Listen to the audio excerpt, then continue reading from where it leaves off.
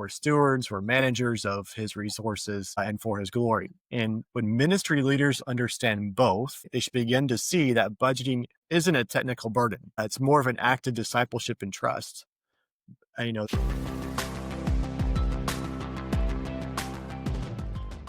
Welcome back to Distilled.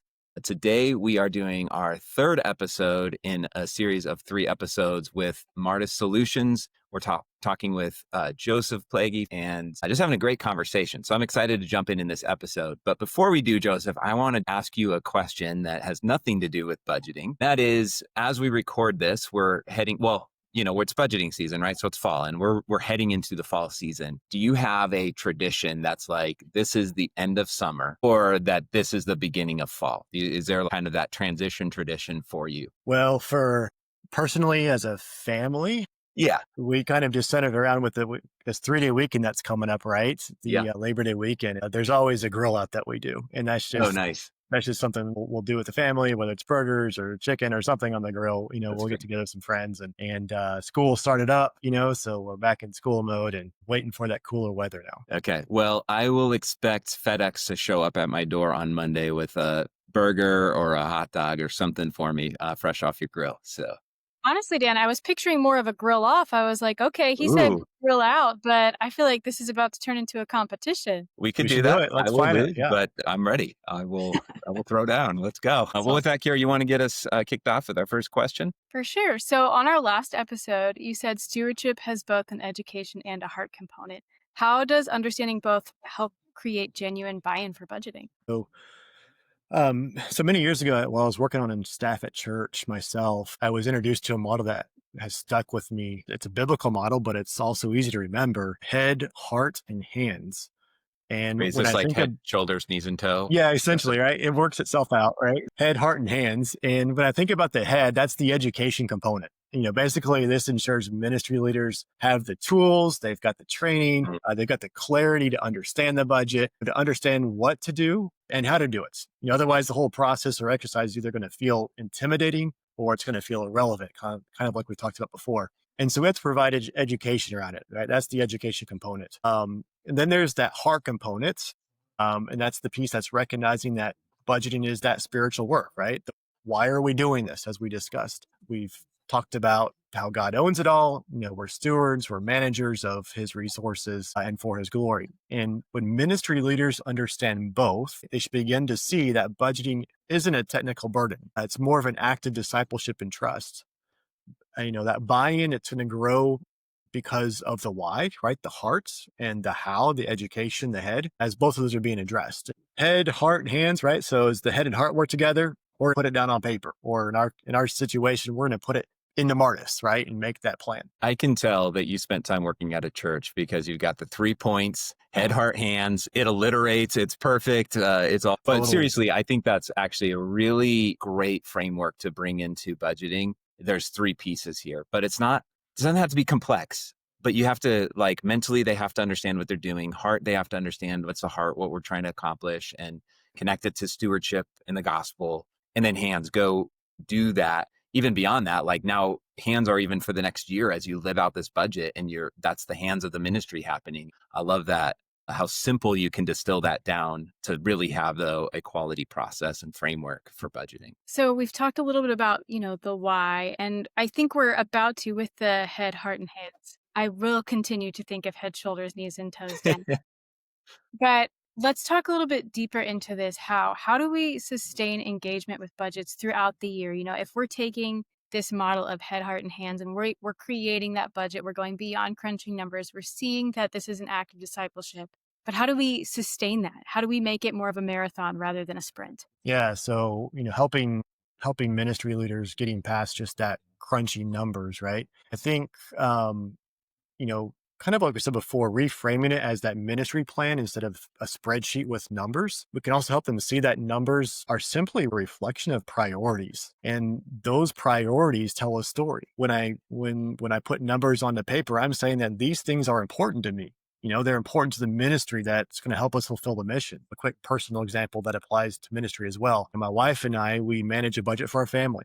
That's an intentional guide for us to know where we have to spend money, our house payment, our utilities, and so on. but it's also a guide for us to know where we want to spend money. It's really an intentional want that adds value to how we raise our daughters. We have a line item in our family budget called restaurants and entertainment, which for us defines that intentional time and resources for us to spend together as a family. In the context here, numbers are a reflection of priorities, and going beyond just crunching numbers is really about planning to see how those dollars connect again to changed lives. We're moving the focus from just expense lines really to impact. From Marta's perspective, we like to highlight the importance of collaboration because all of the benefits that collaborations brings to an organization, helping each other see beyond just the numbers. Everybody's got a piece in that puzzle. We're putting the puzzle together. And as each leader is bringing their piece of the puzzle to the table, right, it's that shared vision, the picture on the box, that's going to align everyone and make the overall budget process meaningful. Hey, we wanted to pause for a minute and tell you about something exciting we have going on here at Parable. Hey, Kira, fall is coming just around the corner. What's the first thing that comes to mind? Pumpkin spice latte, of course. But if I were a pastor, I'd probably say, budgeting season. That's right. Fall budgeting season can taste more like a rotten fallen leaf latte, which just sounds absolutely terrible. But at Parable, we offer 3 ways to take the stress out of church budgeting. First, we have our Parable Budgeting University, which is a 4-week live online cohort where you can create your own mission-aligned budget with expert support along the way.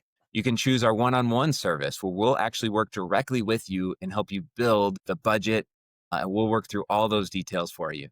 And of course, we have our free budgeting toolkit that you can download now that will give you everything that you need to do it on your own. No matter which way you take, you'll walk away with confidence and clarity and a plan for impact in 2026. Learn more at liveyourparable.com/budgetinguniversity. Let's make this budgeting season taste more like a pumpkin spice than a rotten fallen leaf latte. All right, let's get you back to the show. I want to connect back to something you said in our first episode. You kind of threw it in like have office hours available. At some point, you get the right heart and a ministry leader says, okay, I get this. But for some people, it's just really hard to understand the true number. When you say number crunching, like there is an aspect of this is you have to put a number down and that can be intimidating.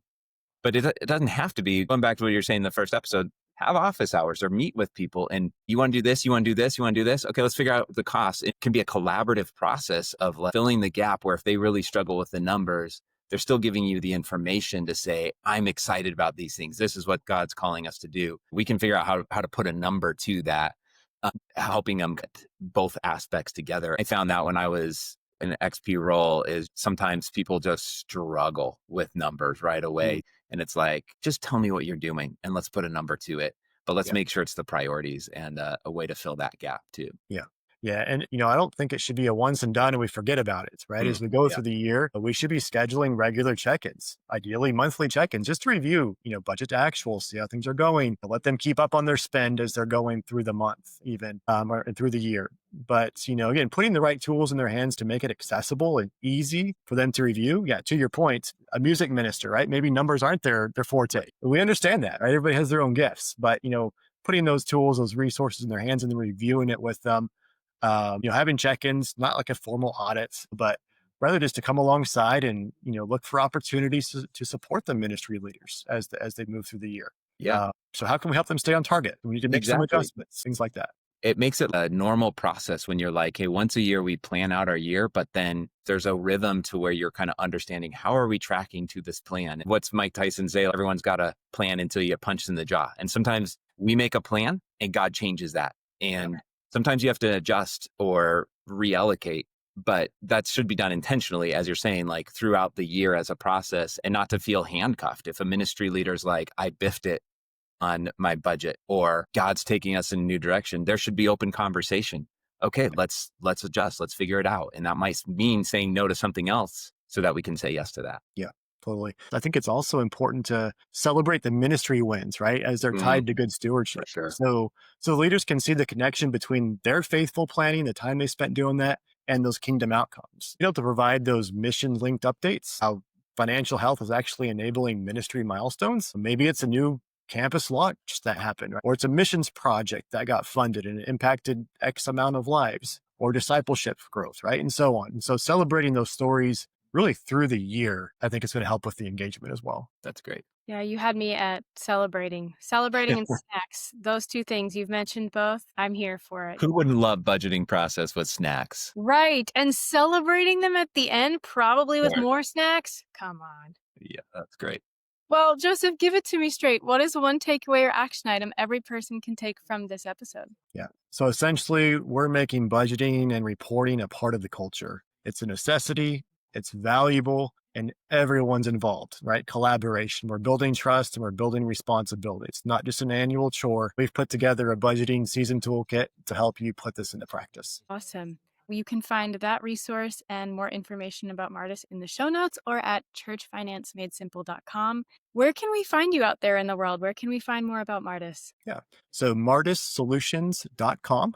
We've got a cloud-based software that focuses on a collaborative, user-friendly interface so that the whole team can effectively budget, forecast, and report. martissolutions.com. From there, you can get more information, schedule a demo, and our team can help answer any questions that you might have.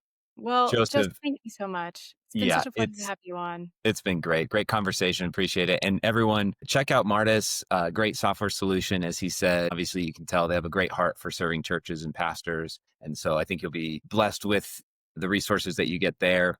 And Joseph, it's been an honor to have you here. So thank you so much for your time. Yep. Thank you guys too. Appreciate it.